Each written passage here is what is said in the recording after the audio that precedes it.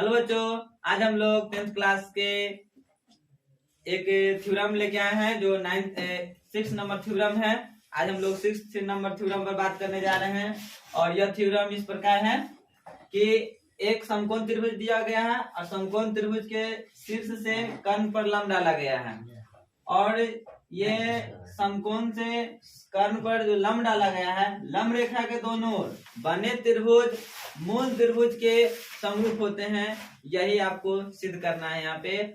और चलिए हम लोग स्टार्ट करते हैं बनाना। सबसे पहले कभी भी थ्योरम कभी भी सिद्ध करना होता है तो सबसे पहले आपका विशेष प्रतिज्ञा स्टेटमेंट लिखना होता है, उसके बाद विशेष प्रतिज्ञा लिखना होता है। तो विशेष प्रतिज्ञा में क्या लिखना होता है, जो पिक्चर में दिया जाता है वही। क्या है इसमें कि एक समकोण त्रिभुज है जिसके बी कोण क्या है, समकोण है और समकोण बी कोण समकोण है। बी से बीडी लंब किस पर डाला गया है, एसी पर डाला गया है। लिख लेंगे। चलिए लिखना स्टार्ट करते हैं। विशेष प्रतिज्ञा। विशेष प्रतिज्ञा में क्या है, क्योंकि ए बी सी एक समकोण त्रिभुज है जिसके ए बी सी एक क्या है, समकोण त्रिभुज है। क्या है, ए बी सी एक समकोण त्रिभुज है। ए बी सी एक क्या है, समकोण त्रिभुज है जिसके बी कोण समकोण है। क्या है, बी कोण समकोण है। बी से समकोण, यहाँ देखिए क्या लिखा गया है, समकोण वाले शीर्ष। ये समकोण वाले शीर्ष है। समकोण वाले शीर्ष से कर्ण पर क्या डाला गया है, लंब। तो लिखेंगे समकोण वाले शीर्ष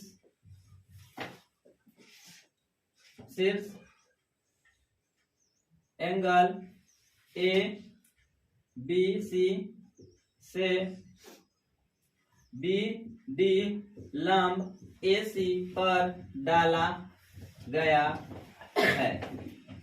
सही है।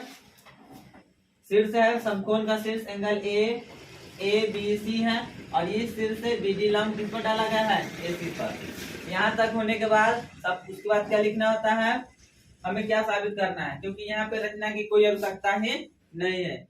कभी कभी थ्योरम को सिद्ध करने के समय रचना करना पड़ता है, कभी कभी रचना नहीं करना पड़ता है। ठीक है, तो चलिए यहाँ पे क्या लिखेंगे, हमें क्या साबित करना है, हमें साबित करना है। हमें क्या साबित करना है, हमें साबित करना है कि पहली बात है ए डी बी क्या है, त्रिभुज ए डी बी समरूप होंगे त्रिभुज ए बी सी के। दूसरी बात, पहला नंबर में, दूसरा नंबर में सिद्ध करना है बी डी सी। क्या, बी डी सी बोलिएगा, त्रिभुज बोलिए, बड़ा त्रिभुज, मूल त्रिभुज बड़ा ही है, ए बी सी है तो मूल त्रिभुज है ए बी सी। तीसरा नंबर में सिद्ध करना है ये दोनों त्रिभुज ए डी बी और बी डी सी समरूप होते हैं। त्रिभुज ए डी बी समरूप होंगे त्रिभुज बी डी सी। ये आपको सिद्ध करना है। ये तीनों त्रिभुज को आपको समरूप करना है कि हाँ तीनों त्रिभुज कैसे समरूप होंगे। ये समरूप तो होते हैं मगर बताना है आपको, प्रूफ करना है कि इस तरीके से आपका ये त्रिभुज समरूप होते हैं। कारण बताना है। ये जाना जाता है कि हाँ ये तीनों समरूप होंगे मगर कारण आपको बताना है, जिसको प्रमाण के जरिए आप बता सकते हैं। प्रमाण में क्या लिखेंगे, चलिए प्रमाण में सबसे पहले लिखेंगे त्रिभुज, सबसे पहला लेंगे ये वाला त्रिभुज ए डी बी और A B C, A D B और ए बी सी। देखिए ADB में D जो है क्या है, ADB जो है समकोण है। अब बड़ा त्रिभुज ABC क्या है, में B कोण समकोण है। एक ये हो गया। और दूसरा ये जो दिखाई दे रहा है आपका एंगल A क्या है, उभयनिष्ठ है। जब दो कोण बराबर हो जाते हैं तो त्रिभुज क्या होते हैं, समरूप होते हैं। किससे, एंगल एंगल उप समरूपता प्रमेय से। ये इसको समझने के लिए सबसे पहले आपको डिस्क्रिप्शन में आपको उप प्रमेय पर एंगल एंगल उप समरूपता प्रमेय आपको डिस्क्रिप्शन में डाल दिया जाएगा, आप उसको देख लीजिएगा।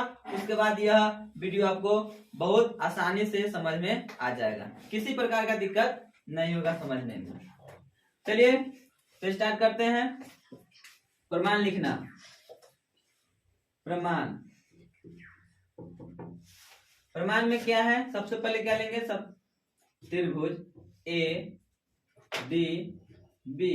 ADB तथा त्रिभुज ABC में एंगल ADB बराबर होते हैं एंगल ABC बराबर समकोण होते हैं। क्या होते हैं, समकोण लिखना होगा।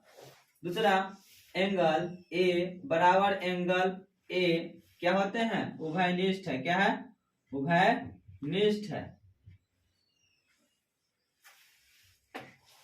एंगल एंगल, जब दो एंगल बराबर होते हैं तो त्रिभुज समरूप होते हैं, पहले ही बता चुके हैं। तो एंगल एंगल समरूपता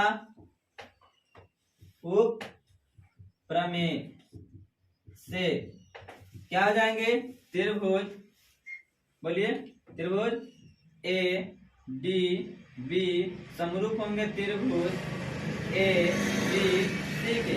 ये आपका पहला नंबर प्रूफ हो चुका है, ये त्रिभुज समरूप हो गया, ये आपका प्रूफ हो गया। दूसरे नंबर में है अब त्रिभुज BDC तथा त्रिभुज ABC में क्या हो जाएगा, देखिए BDC एक समकोण इधर बन रहा है और बड़े त्रिभुज ABC में ये समकोण हो रहा है। जब ये दोनों क्या है, समकोण है, तो समकोण समकोण के लेंगे। एंगल BDC बराबर एंगल ABC बराबर क्या लिखेंगे, समकोण। और समकोण मतलब कितना होता है, 90 डिग्री। चलिए दूसरा है, अब देखिए ये BDC ABC में ये एंगल क्या हो रहा है, आपका उभयनिष्ठ है ना, यानी कि एंगल C क्या है, उभयनिष्ठ है। जब एंगल C उभयनिष्ठ है तो आप क्या लिखिएगा, एंगल C बराबर एंगल C बराबर क्या हुआ, उभयनिष्ठ हुआ, उभयनिष्ठ। जब एंगल, देखिए ये त्रिभुज BBC में और ABC में क्या हुआ, आपका दो एंगल जो है समरूप हुआ, मतलब सॉरी समरूप नहीं, बराबर हुआ। जब दो एंगल बराबर होंगे तो त्रिभुज समरूप होंगे। किससे, तो एंगल एंगल उप समरूपता प्रमेय से। क्या लिखेंगे, त्रिभुज सॉरी एंगल एंगल उप समरूपता, उप समरूपता, एंगल एंगल उप समरूपता